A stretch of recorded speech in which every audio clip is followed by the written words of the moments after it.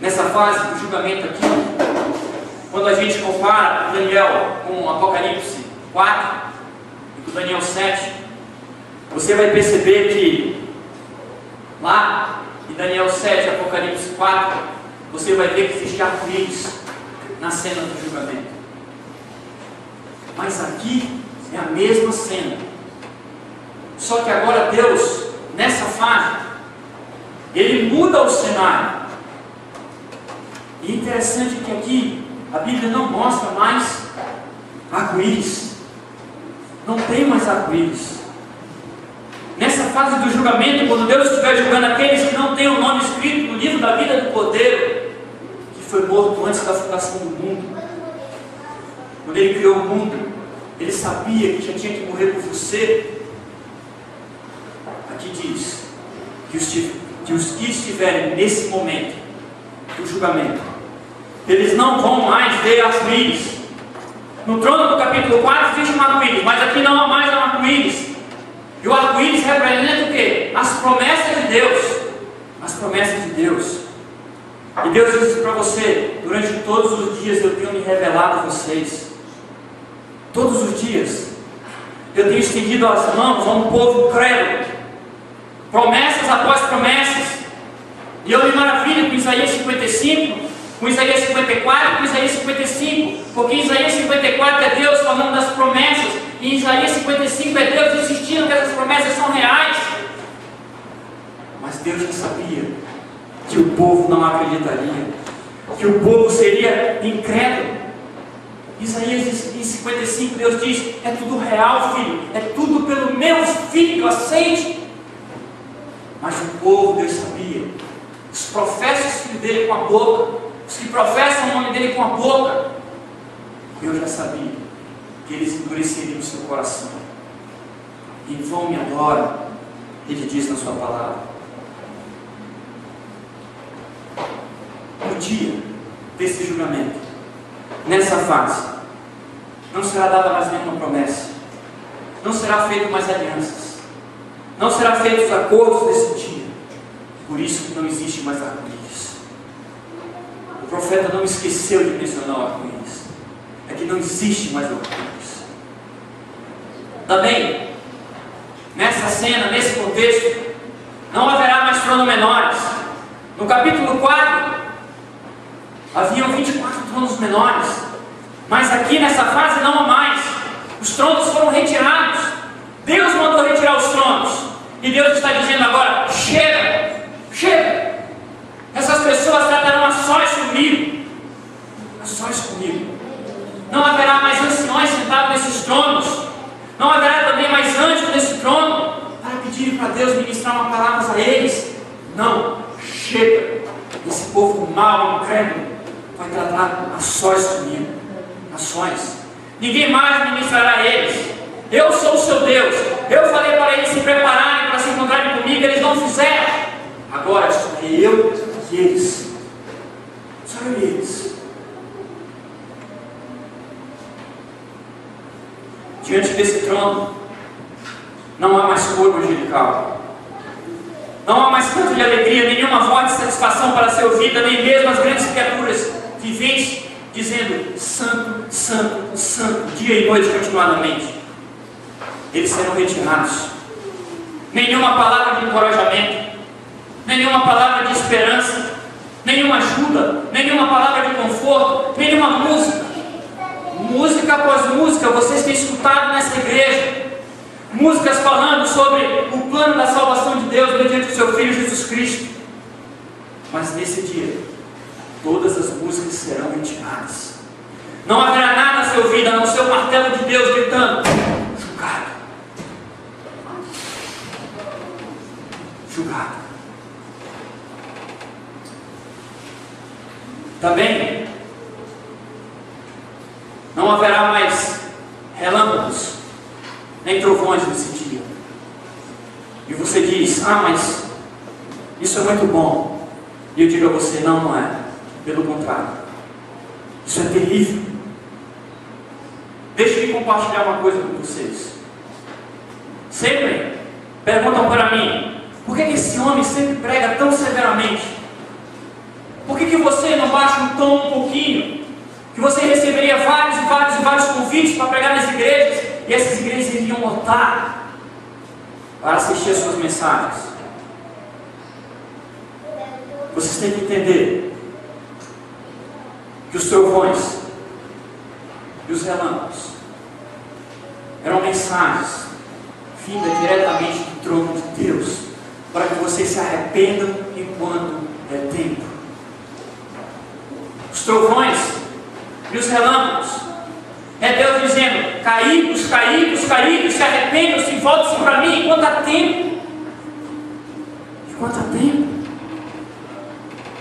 Cada trovão, cada relâmpago é Deus dizendo: você não consegue guardar minha lei.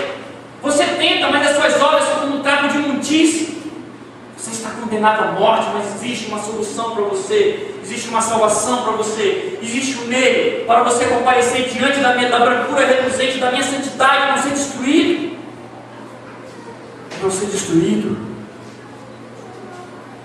Mas é interessante que aqui em Apocalipse 20 é apresentado que o trovão e o relâmpago foram removidos. Não há mais necessidade disso, porque não há mais necessidade para avisos, porque você só alerta os homens para correr para as promessas, mas quando não existem mais promessas, não há mais necessidade de avisos. Também, nessa fase do julgamento, não há mais 7 tochas representando o Espírito de Cristo. Foi embora. Foi embora. O Espírito de Deus é o meio pelo qual os homens, é o único meio pelo qual os homens se convencem do pecado, da justiça e do juízo. E sem o Espírito de Cristo em nossos corações, não há salvação. E nessa fase, o Espírito de Cristo foi retirado, foi embora.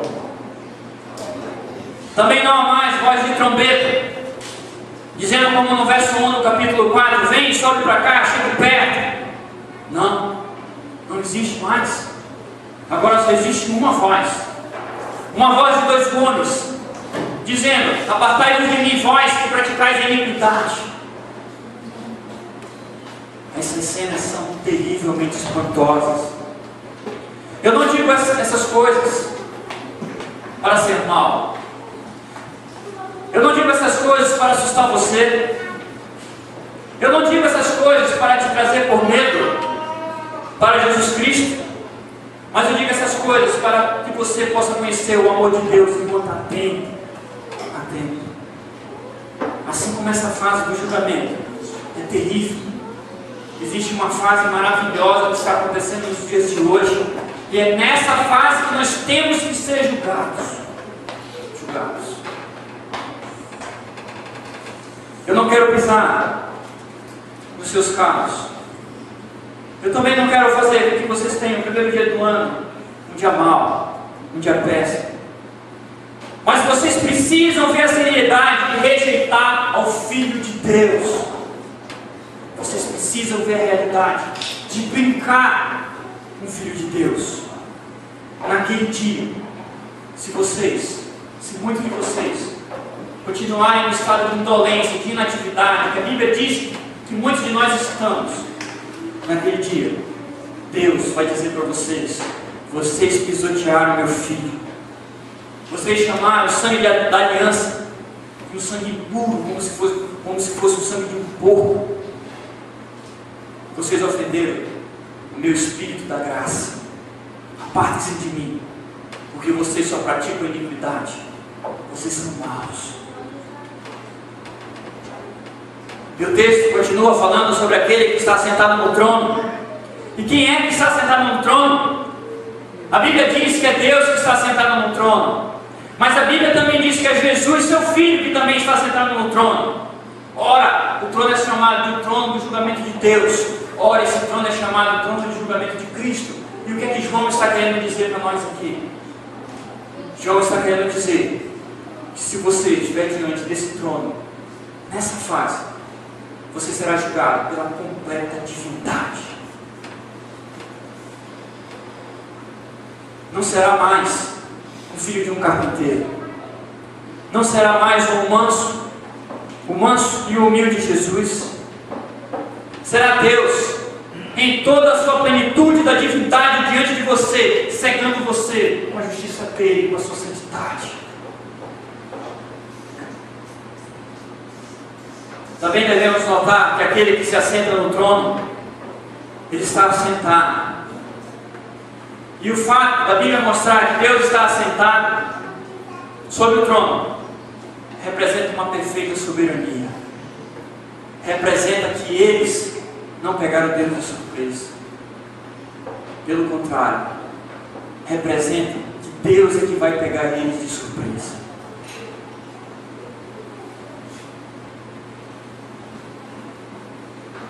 Você imagina que no dia desse julgamento, se cada criatura que já esteve nessa terra, se o lote inteiro de toda a criação fosse se levantar contra o que está assentado sobre esse trono, eu digo para vocês que eles seriam como um ácaro batendo num muro de granito.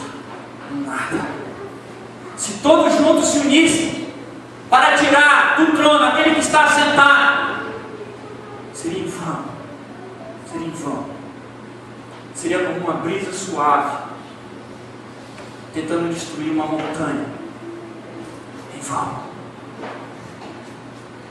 E o texto continua e diz, lá no verso 11, de cuja presença fugiu a terra e o céu. E essa palavra fugiu aqui, ela vem do grego e ela significa fiólogo, que significa literalmente fugir para longe, fugir no sentido contrário, para longe, para longe. E a Bíblia diz que nesse momento o céu e a terra estarão fugindo daquele que se assenta sobre o trono. Isso é terrível, isso é espantoso. Um estudioso luterano chamado Seis, ele diz: esse trono tem um terrível ocupante. Não há nome, nem imagem, nem forma, mas simplesmente uma misteriosa e terrível presença, a qual pode ser nada menos do que a única, sem palavras, indescritível divindade.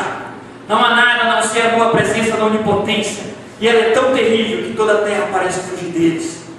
E isso é muito comum nos versos bíblicos, porque em Salmo 75, verso 2, Deus falando diz: quando chegar o tempo marcado, eu julgarei com equidade, ainda que estejam se dissolvendo a terra e os seus habitantes. Em Salmo 97, verso 5, Deus diz: os montes derretem como cera na presença do Senhor de toda a terra.